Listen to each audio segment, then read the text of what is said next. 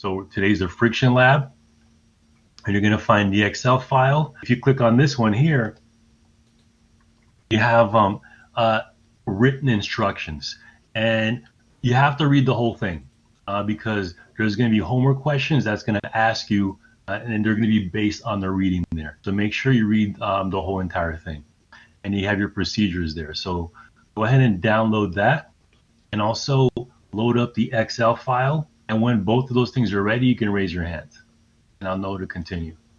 So while you're getting ready, the video instructions for today, they're actually pretty short. Normally they've been about 20 minutes or more, but this one is only 8 minutes long. So, the instructions, make sure you watch it, but this one here, the lab is pretty simple, I think. And so that's why the instructions are pretty short too. So when you load up the Excel file, you're going to use two websites for this experiment. So for part A and part B, you're going to use this website, and it should look and part C, you're going to use this website over here. So make sure that you know that you're going to be using two different websites. I'm going to show you now what they look like. So the website for part A is called Friction Lab, and the website for part B is called Forces on an Inclined Plane. So part A is so they're both really the same experiment. In class, we would be doing both in a combination. Here I had to do two separate websites. So you'll click on this one over here, and the basic idea is that you're gonna pick your material, and you're gonna set your mass to the starting value of 100, and then you're just gonna run the experiment. And as you do this, it populates. You can see here the force is reading the force over here. And so and there's two parts of this experiment. When the block isn't moving, that's this section over here. And when the block is moving, that's that section over there. And you're going to measure those two forces.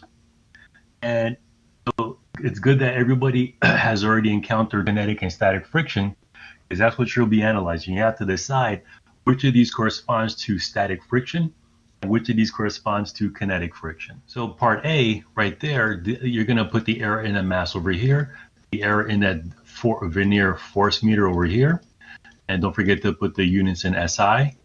The angle error, you're going to get that from part C. And you have your list of formulas here: static, kinetic, weight, normal force, and then your error calculations. But here, the first experiment is going to start over here in part A. Whatever material you select, make sure that you select it over here too. So you have different options: aluminum on steel, glass on glass. So whatever option you pick for part A, make sure that you select it over here as well. And so in this experiment, the mass was 100, and you had two lines. So one of those numbers is going to go over here, and then the other number from the other line is going to go over here. One of them is going to be static, and one of them is going to be kinetic. So I want you to read the instructions, because there in the theory section, it explains how you're going to find the static and the kinetic part. In the section 5, you're going to plot two of these columns versus one another, and that's going to give you two lines.